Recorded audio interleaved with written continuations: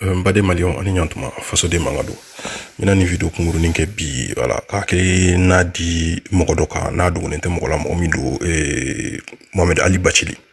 Asbati Fache non ni ancien ministre de la justice do Mali la ministre des domaines donc avec a boka lafili kuma do foni kliflani na par rapport au mouvement M5 juin d'Abarbanko donc quoi. Franchement, nous ye mɔgɔ ye mun bɛ ka lafili de don an ka jamanadenw kunna an ka jeunesse kunna notamment dɔw yɛrɛ de kɛra n bɔkun ye mun bɛ ni video kunkurunin kɛ ka hakilina dɔ fɔ ka fɛn dɔ yira mɔgɔ la ni mɔgɔ ninnu vrai visage la donc question de posera kunna k'a ka hakilina fɔ ko bɛ tagala cogo min na tantôt u ye rencontre laban min kɛ kɔsan in na événement déroulement na donc ko jeunesse ka fɛla de ko il bɛ ka taga président ka démissionner donc a ka fɛn dɔ fɔ jamanadenw ye notamment jeunes ye an bɛ se ka faamuyali sɔrɔ kow la cogo min na donc a ka réponse kɛra min ye an ka lamɛn ɲɔgɔn fɛ donc an yɛrɛ bɛ sɔrɔ ka na hakilina fɔ a kan. la Mali ko in bɛ cogo min anw dun b'a dɔn i ye mɔgɔba ye Mali in kɔnɔna na i ye postebaw kɛ Mali in kɔnɔna na i bɛ jamana in dɔn jamana in hami b'i la an b'a fɛ ka ɲininkali min da i la o ye k'a dɔn aw ye ɲɔgɔn ye sisan nɔ aw bɔra ɲɔgɔn ye na sisan ni tile fila in tile saba in na don o don aw bɛ ɲɔgɔn ye na ni Union africaine ye ɲɔgɔn ye aw ni MINUSMA mɔgɔw ye ɲɔgɔn ye ani mɔgɔ caman ye ɲɔgɔn ye donc sisan nɔ aw ka ɲɔgɔn ye dɔw kɛra bi i bɔtɔ filɛ ɲɔgɔn ye na kibaruya min b'i bolo k'a lase denmisɛnninw ma malidenw ma pour que ka an hakili lasigi parce que malidenw hakilina ye min ye jeunesse bɛ yan jeunesse hakilina ye min ye k'a fɔ jamana in a basigilen tɛ jamana in a président kan ka bɔ yen o de ye denmisɛnninw ka hakilina ye an b'a fɛ k'a dɔn i bɔra ɲɔgɔn ye min na sisan nɔ hakilina min b'aw bolo pour que ka jamanadenw hakili lasigi. N'i ye i hakilina fɔ i b'a ɲini cogo fɔ ɲini cogo in n'aw ka ca dɔw faamuya tɛ kelen y'a la dɔw b'a fɔ an k'a ɲini tan dɔw b'a fɔ an k'a ɲini cogo wɛrɛ la donc sisan an b'o o de la an b'a ɲini cogo di an bɔra an ye rassemblement kɛ an ye ɲinini an bɔkun fɔ o ye démission ye n'an ma ɲa démission in kɔ awa an bɛ se a ma cogo di parce que ni kuma tora anw ni IBK fila cɛ anw ta ka nɔgɔ an ko ale ka bɔ yen an m'a ɲininka k'a bɛ bɔ yen cogo min na an m'a fɔ a ye cogo wɛrɛ la i ka démission rendu aw yɛrɛ tulo bɛ o mankanw na yɔrɔ bɛɛ dɔw yɛrɛ b'a f'i ye démission ye coup d'état de aw y'o bɛɛ mɛn nka anw b'a fɔ coup d'état tɛ coup d'état ye de dɔ bɛ na e ta k'i bɔ yen diyagoya la démission in an b'a ɲini fɛ i yɛrɛ ka wuli ka bɔ yen e yɛrɛ de bɛ wuli o donc ni mɔgɔ yɛrɛ bɛ se ka fɛn mun kɛ i tɛ coup d'état k'i yɛrɛ la dɛ nka a bɛ se ka kɛ a bɛ ɲini fɛ i b'a kɛ i t'i yɛrɛ sago la i bɛ ko dɔ kɛ i b'i yɛrɛ sago la ko dɔ fana bɛ i b'a kɛ mais e de y'a kɛ dɛ mais i t'i yɛrɛ sago la don min na ATT démissionnera est ce que a tun b'a yɛrɛ sago la n t'a yɛrɛ sago la o donc munna an y'a sɛbɛn an ka constitution kɔnɔ ko coup d'état man ɲi ko n'i y'a kɛ fo ka taa diɲɛ kɛ mun ye tant que i bɛ balo la k'i ka kan ka wuli ka kiri k'i la o ma fɔ wa mais a y'aw ma juger coup d'état ko la o kuma ma f'u ye o parce que a yera ko ATT démissionnera de nka u y'a jagoya de a ka démissionner mɔgɔ ma a y'a nɔ minɛ k'i ye coup d'état kɛ mɔgɔ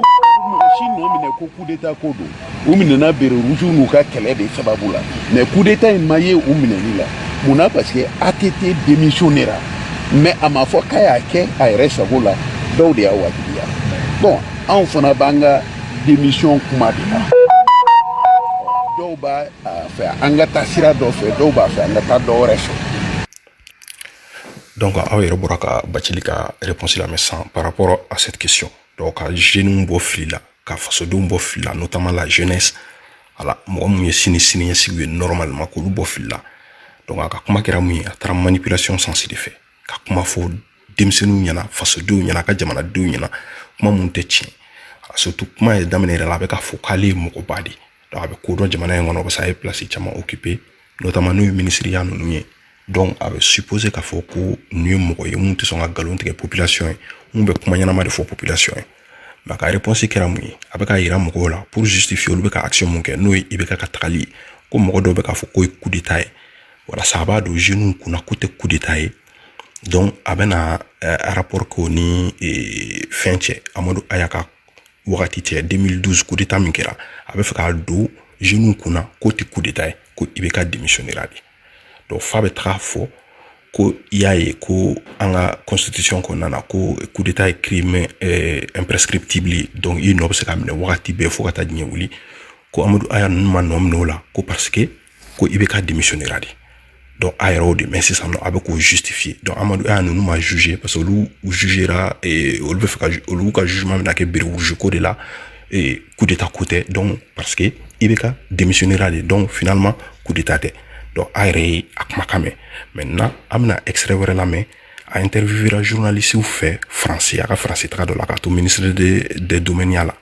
a bɛna y'o kɔnɔna na ko a yɛrɛ b'a confirmer k'a fɔ ko coup d'état de tun kɛra ATT la journaliste kɛ bɛ question poser a kunna k'a fɔ ko coup d'état de don ale yɛrɛ fana ka réponse kɔnɔ n b'o extrait yɔrɔ dɔw de ta dɔrɔn a k'a ye a yɛrɛ bɛ k'a yira ko Amadou Aya ye mun kɛ k'o tun ye coup d'état de ye donc yɛrɛ sɔsɔ bɛ tɛmɛ o kan après an bɛna hakilila di k'a tɔ jɔ a la k'a ye mun fɔ ko nkalon de don a bɛ ka lafilili kɛ jamanadenw la an bɛna a kunun n'a ɲɛ bɛ ka aw tɛgɛ kɔnɔ sisan nɔ donc an ka nin extrait fana lamɛn. Alors, vous avez occupé les fonctions très importantes, des fonctions régaliennes d'ailleurs de ministre de la Justice, et cela m'inspire deux questions importantes. Quand on est ministre de la Justice à peu près 50 ans après les indépendances, est-ce qu'on peut faire le bilan de la gestion de tous ceux qui ont été à la tête du Mali, à commencer par le président Modibo Keïta, jusqu'à l'actuel président de la République, ou jusqu'au président ATT, ou jusqu'au capitaine qui l'a déposé, ou jusqu'au capitaine qui l'a déposé, ou jusqu'au capitaine qui l'a déposé? Lorsque vous prenez Modibo, vous prenez Moussa Traoré, vous prenez Amadou Toumani Touré, Alpha Oumar Konaré, Amadou Aya qui n'est pas président mais qui a commandé l'État du Mali par un coup de force à un moment donné. Amadou Aya qui n'est pas président mais qui a commandé l'État du Mali par un coup de force à un moment donné. Par un coup de force à un moment donné. Par un coup de force à un moment donné. Donc, aw yɛrɛ bɔra ka extrait lamɛn journaliste kɛ b'a jamana ɲɛmɔgɔw de cité k'a ka hakilina dɔ fɔ Mali jamana marabaga fɛn fɛn marali kɛ depuis indépendance fo kana se sisan na hakilina jumɛn b'a la mara tagabolo ninnu kan donc o bɛ jamana ɲɛmɔgɔw tɔgɔ cité fo kana se Amadou Aya yɛrɛ ma ko Amadou Aya ye ATT déposé ça veut dire k'a ye coup d'état kɛ ATT la ka ATT lajigin voilà donc o yɛrɛ b'o fɔ k'a yɛrɛ sigilen to après a yɛrɛ fana ka jaabi la a fana bɛ président tɔgɔ cité kana Amadou Aya la a yɛrɛ b'a fɔ ko Amadou Aya tɛ président ye mais k'o ye jamana mara wagati dɔ la coup de force ko ye coup de force kɛ ka jamana mara wagati dɔ la coup de force de du o de coup d'état ye coup d'état définition o yɛrɛ filaw ɲɛkɔrɔ donc ka fanga ta ni coup de force donc o de coup d'état ye n'a kɛra militaire fɛ a bɛ f'a ma avec des armes a bɛ f'a ma ko putsch donc a filɛ a yɛrɛ bɛ ka confirmer k'a fɔ ko coup d'état de tun kɛra en citant même le nom de Amadou Aya mais côté dɔ in na a bɛ ka jamanadenw lafili notamment ka jeunesse denw fili la walasa u k'u la ka laɲini sɔrɔ dɔrɔn pour que k'a justifier olu fana bɛna mun kɛ k'o tɛ coup d'état ye hali n'olu ye finalement IBK la karaba Amadou Aya ka cas ɲɔgɔnna ka kɛ fanga ka bin olu b'a justifier k'o tɛ coup d'état ye parce que finalement ko démission kɛra maintenant sisan an bɛna démission yɔrɔ in de walawala ye sisan k'a yira k'a fɔ k'a bɛ ka mun fɔ ko lafilili kuma de don a tɛ ka tiɲɛ fɔ jamanadenw ɲɛna a tɛ ka tiɲɛ fɔ jeunesse ɲɛna malheureusement jeunesse tunni u b'u kalifa ninnu mɔgɔ ninnu na ko mɔgɔbaw don u b'a bila hakili la k'u tɛ sɔn ka nkalon tigɛ k'u tɛ sɔn ka mɔgɔw bila fili la k'u jigi da ninnu kan k'u ka référencer malheureusement n'olu bɛ nin waleya sugu kɛ ka jeunesse tɔ don dibi la k'an ka jamanatɔw tɔ don dibi la o de ye dabalibanko ye donc a bɛ ka Amadou Aya ka yɔrɔ min ta nin mɔgɔ o mɔgɔ n'i ye événement suit depuis 2012 wagati fo kana se sisan na fɛ 2012 yɛrɛ wagati surtout o événement suit i b'a dɔn k'a fɔ ko Amadou Aya ninnu ko amnistie de kɛra coup d'état événement bɛɛ ka taa coup d'état daminɛ le 21 mars 2012 fo ka taga jɔnkuna investira don min na le 12 avril 2012 fo ka taa bilo la fɛn fɛn kɛra o kɔnɔna na o bɛɛ de amnistie yera donc o daluya yɛrɛ filaw ɲɛkɔrɔ ni amnistie min kɛra CEDEAO mɔgɔw de nana dans le cadre de l'accord cadre Bassolé ministre des affaires étrangères à l'époque Burkina o de tun b'a a ɲɛmɔgɔya la ka kuma ɲɔgɔnya kɛ CNDRE ni CEDEAO ni ɲɔgɔn cɛ CNDRE o ye Amadou Aya ninnu putschistes olu tun ye tɔn mun sigi u kɛlen ka fanga la bi ka institution bɛɛ bi maintenant ça accord cadre min signé voilà ça ordre constitutionnel kana donc au kɔnɔna de la amnistie kɛra voilà ça mɔgɔ fɛn fɛn coup d'état kɛ ale ni mɔgɔ fɛn fɛn y'u dɛmɛ ko k'a bɛɛ jɔsi ka bɔ yen foyi ma kɛ a tɛ juge mɔgɔ nɔ tɛ minɛ foyi n'a fɔ ko foyi ma kɛ o de amnistie ye donc au cadre de kɔnɔna na Amadou Aya ninnu ma nɔ minɛ tuguni coup d'état ko la et puis a ko o ko bilala yen tentɔ fɛn fɛn kɛra a kɔnɔna na an yɛrɛ b'a daya bɔ ka bila aw yɛrɛ ɲɛkɔrɔ a b'a ye sisan tout lié mɔgɔ faga fɛn fɛn kɛra wari suɲɛ fɛn fɛn kɛra jamana ka bolofɛn tiɲɛni fɛn fɛn kɛra n'o ye sociw ni yɔrɔ kariw a fɛn sugu sugu kɛra yafa kɛra bɛɛ ma ka sababuya kɛ accord cadre in kɔnɔna na amnistie min kɛra maintenant ni Bacili bɛ k'a fɔ ko jugement ma kɛ ko parce que ko ATT démissionné la mais pas de ATT démissionné la condition na c'est accord cadre article 7 fin qu'on a à chapitre 3 adoption de mesures législatives d'accompagnement donc il y a député de blague mesure d'ota voilà ça la transition accompagnement que donc il faut que tu aies jateminɛ coup d'état de kɛra donc en situation exceptionnelle de là donc de là où on a une chapitre à kɔnɔna donc au chapitre de kɔnɔna article 7 là on a mesure exceptionnelle d'ota notamment amnistie bola article 7.a donc amnistie générale au profit des membres du CNDRE et de leurs associés donc mɔgɔ lié coup d'état la ni période min fɔra coup d'état daminɛ fo ka taa jɔ mun na kɛ transition président ye fɛn fɛn kɛra o kɔnɔna na yafa kɛra o bɛɛ ma k'o bɛɛ jɔsi ka bɔ yen donc hali o yɛrɛ kɔnɔna na fana n yɛrɛ bɔra ka fɛn dɔw kɔnɔ nin ye dabaribanko de don o partie C la article 7 C kɔnɔna na a fɔra ko loi dɔ bɛna ta ko loi portant prorogation du mandat des députés jusqu'à la fin de la transition donc député ka mandat yɛlɛmali min kɛra en tout cas IBK ka mandat laban kɔnɔna na député mɔgɔ an yɛrɛ b'a fɔ ko ka suma ka k'u kunna mɔgɔw bɛ k'o kɛ diɲɛ wuli ko ye dɔw bɛ ka kɛ diɲɛ wuli ko ye donc on a l'impression que finalement o ye manasa ko de mɔgɔ ko dɔw ye sinon sariya ko in tɛ sa mɔgɔ dɔw bɛ ka kɛ constitution sunya don ta bɔta ya depuis accord cadre kɔnɔ 2012 ni loi tun prévoyalen don walasa député ka mandat ka proroger pour que ka transition la tɛmɛ donc mesure exceptionnelle bɛ ta situation exceptionnelle kɔnɔna la donc a ɲɔgɔnnaw de la ka kɛ mun tɛ bi ye mais an ma politicien ye ka kule kɛ o wagati kɔnɔna na ko nin kɛra ko constitution sɔsɔ don sariya sɔsɔ don mais zeni i bɛ ka tile in na o bɛ ka kɛ i n'a fɔ ko diɲɛ wuli ko de don k'a sɔrɔ bɛɛ b'a dɔn ni mesure in taara ka mandat proroger parce que élection tun tɛ se ka kɛ de notamment magistrat tun bɛ grève la politicien yɛrɛ de y'a demandé k'a fɔ ko élection tɛ se ka kɛ parce que u yɛrɛ tɛ se ka casier judiciaire sɔrɔ pour que k'u ka candidature déposer maintenant ɲininkali taara kɛ manasaw la et finalement a taara kɛ sariya ta yɛrɛ député bolo mɔgɔw fɛ walasa ka mandat proroger i n'a fɔ accord cadre fana la partie C in na a tun bɛ ka fɔ cogo min na k'a ɲɔgɔnna ka kɛ parce que situation exceptionnelle de don donc Papa Bacili bɔra ka kuma fɔ sisan ko ATT démissionnera donc o de la Amadou Aya ninnu ma nɔ minɛ o tɛ tiɲɛ bi o tɛ tiɲɛ sini Amadou Aya ninnu ma nɔ minɛ parce que dɔrɔn accord cadre de kɔnɔ amnistie de kɛra ka crime in bɛɛ effacer fɛn fɛn kɛra coup d'état in kɔnɔna na k'a bɛɛ effacer ka bɔ yen so ka taga bila Jɔnkuda ka fanga ta la maintenant c'est vrai que Jɔnkuda ka fanga talen kɔfɛ contre coup d'état de kɛra 30 avril 1er mai maintenant ça o de kɔnɔna na bereburuji dɔw sara après u ye dɔw kɛ prisonnier une vingtaine après olu taara faga Amadou Aya n'a ka mɔgɔw bolo donc nominel kɛlen do kɔnɔ parce que o période in tun ma couvert amnistie fɛ o de la u nominel la sinon crime fɛn fɛn kɛra coup d'état kɔnɔna na amnistie o bɛɛ effacer ka bɔ yen donc o dɔrɔn la u ma juger sinon coup d'état ko tɛ donc k'a fɔ ko ATT démissionnera bɛɛ b'a dɔn o kɛra condition min na parce que accord cadre in fana cadre de y'o kɛ ni IBK ka IBK ATT ka démission ko in kɛra parce que a fɔra ko ka sigi ordre constitutionnel la pour que tun ka sigi ordre constitutionnel la il faut que président tun ka démissionner de pour que seginni ka se ka kɛ ordre constitutionnel la o dun ye mun ye article 36 o de bɛ appliquer an ka constitution kɔrɔlen na pour que ka article 36 ka appliquer il faut que vacance de pouvoir de ka constater cour constitutionnelle fɛ n'o ye jamana ɲɛmɔgɔ ka démission donc c'est pour cela démission gymnastique politique dɔrɔn de don donc o ye démission in kɛ yen ten sinon bɛɛ tun b'a dɔn ko président tun tagalen don IBK ka fanga tun bɛnna journaux bɛɛ y'a sɛbɛn IBK yɛrɛ tun bolila hali IBK yɛrɛ tun tɛ enfin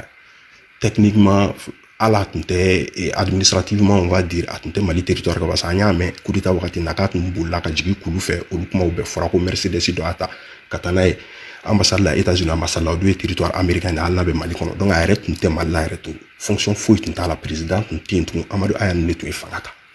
maintenant ça u seginna avec accord cadre min kɛra CEDEAO mɔgɔw fɛ donc o de cadre kɔnɔna na pour que ordre constitutionnel kana n'o ye article 36 application il fallait que président kun ka démissionner donc c'est pour cela u y'o fɛn kɛ politique gymnastique ninnu kɛ magouille politique de do ou bien bɛnkan politique de do ka président na démissionner yen ten bɛɛ b'a dɔn ko président kun tɛ yen toute façon maintenant ne nana fɔ bibi na k'e bɛ n'u justifier jeunesse ɲɛkɔrɔ ko président kun démissionnera de ye donc finalement coup d'état tɛ parce que président démissionnera de ye hali Amadou Aya ma nɔ minɛ parce que président démissionnera a ka bon hakili ma donc a y'aw kɔlɔsi jeunes ni cɛkɔrɔba ninnu na ninnu de bɛ k'aw ka luttes ci aw bolo ninnu de bɛ k'an ka luttes ci an bolo n'an bɛ kɛlɛ kɛ an ka wuli ka kɛlɛ kɛ an kana an jigi da cɛkɔrɔba ninnu kan o misaliya yɛrɛ bɛ yen nɔ opération collectif sirako mɔgɔw y'u ka sira tigɛ nin kɛ hali a ma mɛn nkɔrɔ nin notamment avec les bennes les cerveaux a n'a tiɲɔgɔnw u wulila k'u ka mouvement kɛ jeunes de y'a kɛ jeunes de wulila ka sira tigɛ kɛ jeunes de wulila ka pression kɛ gouvernement kan fo ka taa gain de cause sɔrɔ fo ka sira dilan ninnu daminɛ u m'u gulon cɛkɔrɔba la c'est vrai que hali n'u taara duwawu ɲini cɛkɔrɔba dɔw fɛ notamment Aïdara ni Buye ninnu fɛ olu ka duwawu k'u ye mais u m'u jigi da cɛkɔrɔba kan u yɛrɛ de tun bɛ terrain kan u yɛrɛ de tun bɛ jama ɲɛfɛ u yɛrɛ de y'u ka jamaw labɔ cɛkɔrɔba foyi da tun t'a la politicien ko tun tɛ forcément u ye nɔbɔ ko la donc a y'aw jigi k'aw yɛrɛ ye a kana aw jigi da nin cɛkɔrɔbaw kan an n'u kuntilenna tɛ kelen ye u b'aw utiliser u bɛ nkalon tigɛ u ye walasa k'u ka laɲini sɔrɔ n'olu ka laɲini sɔrɔ a de bɛna to kɔlɔlɔ kɔnɔ chômage la baara t'aw bolo tɔrɔkɔ la a tɛ foyi sɔrɔ donc finalement video in kun tun ye nin ye k'a yira aw la k'a fɔ ko ninnu mɔgɔ ninnu jamalafili de ka d'u ye manipulation de ka d'u ye ka sariyaw yɛlɛma k'a k'u sago ye ka kumaw fɔ mun ni tiɲɛ yɛrɛ ka jan ɲɔgɔn na parce que u b'a dɔn dɔrɔn mɔgɔw passionnelen don bi na mɔgɔw tɔɔrɔlen don gouvernement ye mɔgɔw tɔɔrɔ fanga ye mɔgɔw tɔɔrɔ se tɛ mɔgɔ ye tugu dabari tɛ mɔgɔ ye donc i b'a fɔ finalement k'i b'i jigi da ninnu kan parce que mɔgɔbaw de don u ye place baw occupé k'u bɛna tiɲɛ fɔ aw ye u bɛ sira yira aw la alors que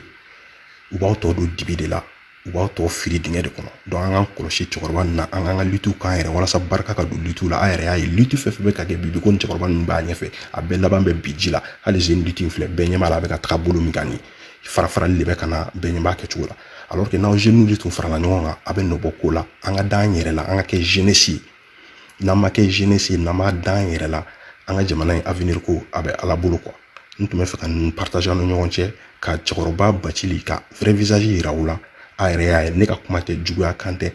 a yɛrɛ de bɔra ka preuve bɛɛ da aw yɛrɛ ma ale ni preuve mun kɛra fo ni mɔgɔ ma événement suivi depuis 2010 fo kana bila sisan na sinon bɛɛ tun kan ka dɔn ni kuma mana f'i ɲɛna dɔrɔn ko tiɲɛ ni nkalon ye min ye bɛɛ tun kan ka bɔ ɲɔgɔn na mais malheureusement mɔgɔ caman ye Mali ko événement nin suivi daminɛ kɔsa in na dɔrɔn ni les 2 dernières années ou les 3 dernières années mɔgɔ caman ye occupé à la avec l'engouement des réseaux sociaux o de ye problème ye donc fili kuma bɛ fɔ ka don mɔgɔw kunna sange ka bɔ a kalama forcément donc n ba de maliyɛnw tun bɛ fɛ ka ne partage ni ɲɔgɔn cɛ an ca ka tulomajɔ la a k'an bɛn a ɲɔgɔn wɛrɛ ma